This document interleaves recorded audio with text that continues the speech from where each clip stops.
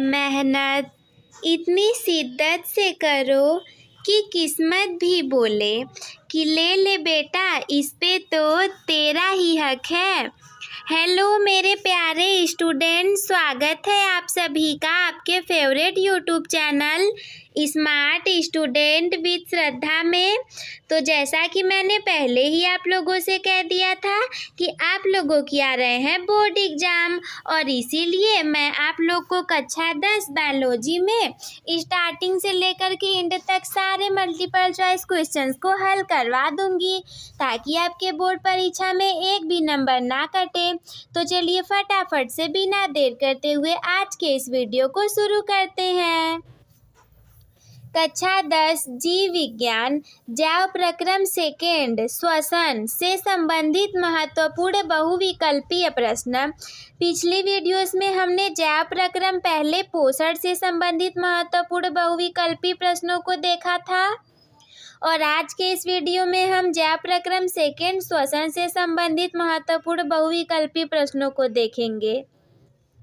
तो सबसे पहला प्रश्न है हमारा, ऊर्जा की मुद्रा है, यानी कि इन सभी में से ऊर्जा की मुद्रा कौन सी है। पहला ऑप्शन है हमारे पास डीएनए, दूसरा ऑप्शन है आरएनए, तीसरा ऑप्शन है एटीपी, चौथा ऑप्शन है क्लोरोफिल। तो ऊर्जा की मुद्रा जो है ऑप्शन नंबर तीसरा हमारा राइट हो जाएगा, एटीपी। एटीपी क्या है? ऊर्जा की मुद्रा है। इसे आप लोग भूलिएगा मत, ये बार बार परीक्षाओं में पूछा जाता है, और न सिर्फ आपकी बोर्ड परीक्षा बल्कि ये और भी परीक्षाओं में पूछा जाएगा। तो चलिए बढ़ते हैं दूसरे प्रश्न की तरफ। दूसरा प्रश्न है हमारा कि श्वसन से सर्वाधिक ऊर्जा प्राप्त होती है। मतलब कि नीचे जो दिए हुए हैं उनमें से किससे सबसे ज़्यादा ऊर्जा प्राप्त होती है। पहला ऑप्शन है हमारा ऑक्सी श्वसन से, दूसरा है अनऑक्सी श्वसन से, तीसरा है किण्वन से, और चौथा है इनमें से कोई नहीं। तो राइट ऑप्शन हो जाएगा हमारा पहला वाला, ऑक्सी श्वसन से हमें सबसे ज़्यादा ऊर्जा मिलती है। अब चलिए बढ़ते हैं प्रश्न नंबर तीसरे की तरफ। अगर आप लोग चाहें तो मैं इसे थोड़ा सा जूम कर दूं, ताकि आप लोग को कोई दिक्कत ना हो पढ़ने में। तीसरा प्रश्न है हमारा, एल्कोहल का निर्माण होता है। एल्कोहल का निर्माण किस में होता है। सबसे पहला ऑप्शन है हमारा ऑक्सी श्वसन में, दूसरा है किण्वन में, तीसरा है ग्लाइकोलाइसिस में, और चौथा है इनमें से कोई नहीं। तो एल्कोहल का जो निर्माण है ये होता है, सेकेंड वाला ऑप्शन हमारा राइट हो जाएगा, किण्वन की प्रक्रिया में। इसके बाद अगला चौथा प्रश्न है हमारा, ग्लाइकोलाइसिस की प्रक्रिया संपन्न होती है। ग्लाइकोलाइसिस की जो प्रोसेस है ये किस में संपन्न होती है। सबसे पहला ऑप्शन है हमारा कोशिका द्रव्य में, दूसरा है राइबोसोम में, तीसरा है माइटोकॉन्ड्रिया में, और चौथा है अंतःप्रद्रवी जालिका में। तो राइट ऑप्शन हो जाएगा हमारा पहला वाला, कोशिका द्रव्य में। कोशिका द्रव्य में क्या होता है, ग्लाइकोलाइसिस की जो प्रक्रिया है वो हमारी कंप्लीट होती है। इसके बाद चलिए हम बढ़ते हैं प्रश्न नंबर 5वें की तरफ। 5वां प्रश्न है हमारा, ग्लाइकोलाइसिस के अंत में कितने एटीपी अणुओं का सीधा लाभ होता है।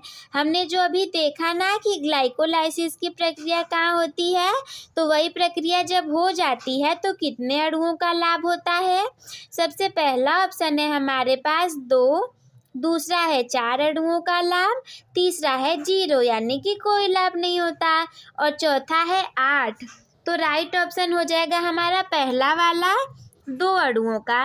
ग्लाइकोलाइसिस की जो प्रोसेस होती है उसके एंड में हमें 2 अणुओं का लाभ होता है। इसके बाद 6वां प्रश्न है हमारा, निम्नलिखित में से क्रेब्स चक्र का क्रिया स्थल है। यानी कि नीचे जो हमारे पास कोशिकांग दिए हुए हैं, सेल ऑर्गेनल्स, इन सभी में से क्रेब्स चक्र कहाँ पे होता है। पहला ऑप्शन है गोल्जी काय की गुहा, दूसरा है कोशिका द्रव्य, तीसरा है माइटोकॉन्ड्रिया का आधार द्रव्य, और चौथा है अंतःप्रद्रवी जालिका की गुहा। तो जो क्रेब्स चक्र का क्रिया स्थल है ना, ये होता है तीसरा वाला ऑप्शन हमारा राइट हो जाएगा, माइटोकॉन्ड्रिया की आधार द्रव्य में। पूछा जाएगा कि क्रेब्स चक्र कहाँ पे होता है, तो माइटोकॉन्ड्रिया में होता है। अब चलिए बढ़ते हैं 7वें प्रश्न की तरफ। रंध्र का संबंध होता है, रंध्र यानी कि जो छोटे छोटे स्टोमेटा होते हैं पौधों में, छोटे छोटे जो छिद्र होते हैं, उसका संबंध किससे होता है। पहला ऑप्शन है हमारे पास परासरण से, दूसरा है विसरण से, तीसरा है वाष्पोत्सर्जन से और चौथा है इनमें से कोई नहीं। तो रंध्र का जो संबंध है ये होता है वाष्पोत्सर्जन से, यानी कि जो ये मान लीजिए हमारी लीफ है ना, ये हमारी लीफ है और इसमें ऐसे छोटे छोटे छिद्र होते हैं। ऐसे तो आप लोग को डॉटेड लाइन में दिख रहे होंगे, लेकिन क्या है कि ये छिद्र एक्चुअली में हमें दिखते नहीं है, ये बहुत छोटे होते हैं ना। मान लीजिए मैं इसको येलो कलर से ड्रा करती हूँ, थोड़ा थोड़ा आप लोग को दिख रहा होगा। तो क्या है कि ये जो छिद्र हैं ये हमें ऐसे नॉर्मल आँखों से दिखते नहीं है, थोड़े बहुत आप देखोगे तो दिखेंगे, उसी से होती है वाष्पोत्सर्जन की क्रिया, तो इसीलिए रंध्र इम्पोर्टेंट होता है। इसके बाद अगला 8वां प्रश्न है हमारा, रंध्र में द्वार कोशिकाओं की संख्या होती है, यानी कि जो रंध्र होता है पट्टियों के छोटे छोटे छिद्र, उनमें द्वार कोशिकाओं की संख्या कितनी होती है। सबसे पहला ऑप्शन है हमारे पास 1, दूसरा ऑप्शन है 2, तीसरा ऑप्शन है 3 और चौथा ऑप्शन है 4। तो राइट हो जाएगा हमारा दूसरा वाला ऑप्शन, यानी कि रंध्र में द्वार कोशिकाओं की संख्या 2 होती है। इसके बाद अगला 9वां प्रश्न है हमारा, श्वास नली की लंबाई फुफ्फुस गुहा में भारी तरल का क्या कार्य है, कितनी होती है। इसमें थोड़ी सी गलती हो गई है। प्रश्न ये है कि श्वास नली की लंबाई कितनी होती है। हम इसको इरेज कर देंगे, मैं इसको इरेज कर देती हूँ।